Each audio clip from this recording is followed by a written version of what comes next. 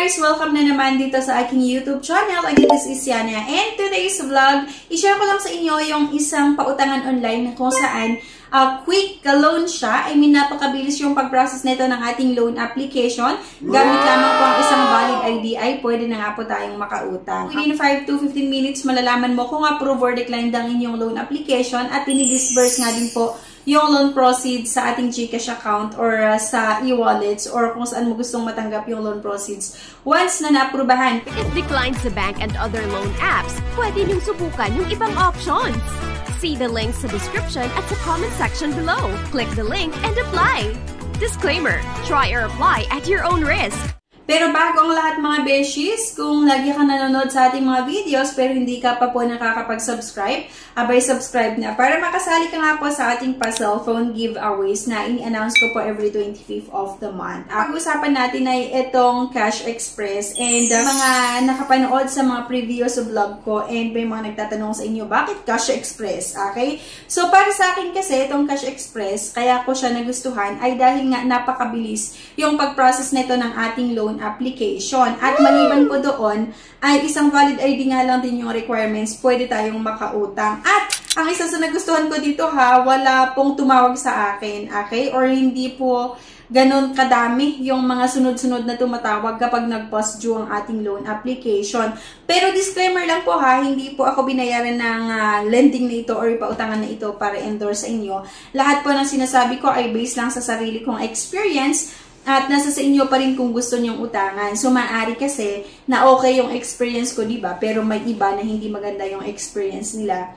So, sa akin naman kasi, nagbabayad po ako on or before yung due date kapag umuutang ako dito sa Cash Express. Kasi nga po, isa ito sa mga lagi kong inuutangan. And, ang isa sa nagustuhan ko dito, kahit pangalawang loan mo, pangatlong loan mo, pang-apat na loan mo, kahit pang-sampung loan mo pa, maaprubahan pa rin yung loan application mo as long na meron kang good credit history, nagbabayad ka lagi on or before yung due date pag umuutang ka, diba? So, may mga ibang loan app kasi na pinaaprubahan nila yung loan application ng first loan, then second loan, tapos nagbayad ka naman on or before yung due date. Pero yung sa pangatlong loan mo, dinedecline nila na hindi mo alam kung ano yung reason.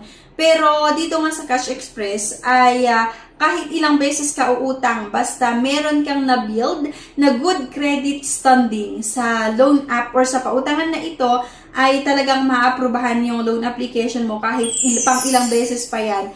Pang 12, pang 15, pang 20 na loan mo ay inaprubahan nila. Basta nga, nagbabayad tayo on or before yung due date. So, yun lang naman yung isa sa mga nagustuhan ko dito. At nag-offer din actually yung Cash Express ng mahabang loan terms. Minsan po, umaabot yan ng 2 buwan, hanggang 3 buwan, 4 na buwan. Kaya lang kasi pag mahaba yung loan terms, ay mataas din yung interest and processing fees. Kaya, mas ina-advise ko din talaga na kapag uutang kayo sa Cash Express, dapat meron tayong inaasahan na pambayad within 7 days, ganyan, within 20 days, within 1 month, para makabayad tayo agad-agad sa kanila para hindi tumaas yung interest and processing fees, diba? Pero yung Cash Express mga beshes ko in terms of interest and processing fees, medyo mataas talaga yan. Lalong-lalo nga po kung mahaba yung loan terms na pinili natin. Hindi ko masyadong gusto yung interest and processing fees niya, pero ang nagustuhan ko lang ay yung tipong mabilis mag-approve ng loan application at once na na-aprubahan, dinidisburse din agad yung loan proceeds sa kung saan mo gustong matanggap nga, either e-wallets or via bank. Yun nga po, kahit ilang beses ka utang dito, basta nagbabayad ka on or before yung due date, ay talagang i-approve nila ang inyong loan application. Pero yun ang mga beses ko, hindi ko kayo ina-encourage na utang dito kung hindi naman talaga natin kailangan. Halimbawa, uutang ka lang para may pambili ng luho mo, gusto mong magyabang, pambili ng cellphone, please lang, wag na. In terms of processing fees, medyo mas mataas talaga itong Cash Express, lalong-lalo nga po kung mahaba yung loan terms na pinili natin. Pero, pagdating nga sa pag-process ng loan application ay mabilis dito sa Cash Express at yung maaprubahan. Kapag reloaner ka, mabilis yung pag-process nila ng ating loan application. At di po basta-basta nagde-decline ng ating loan application ng walang dahilan itong Cash Express. Okay? Kung gusto nyo nga na itry, meron nga po akong nilagay na link na makikita nyo sa comment section at sa description below. Pwede nyo i-click yung link na yan para may explore nga po itong pautangan na ito. Okay? So, kung sa tingin nyo naman, okay siya na utangan nyo, then pwede nyo itry. Pero kung hindi naman, then huwag kayong utang. Or kung meron naman tayong kakilala, like kapamilya or mga kaibigan na pwedeng hiraman, huwag na muna tayong utang sa mga lending or sa mga olas. Yun lang mga beshies, thank you for watching and quick vlog lang ito. Sinare ko lang sa inyo yung isa nga sa tinatry ko na utangan kapag kailangan ko ng extra cash. Anyway, thank you guys for watching. Please don't forget to click the subscribe button. Sana i-like nyo din yung video at huwag niyong kalimutan na i-share nga.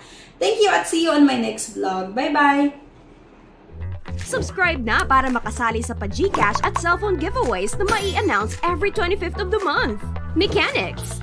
1. Find the 3 words in this video. 2. I-comment ang 3 words in order. 3. Like this video, subscribe, comment, and share. If declined sa bank and other loan apps, pwede niyong subukan yung ibang options. See the links sa description at sa comment section below. Click the link and apply. Disclaimer: try or apply at your own risk.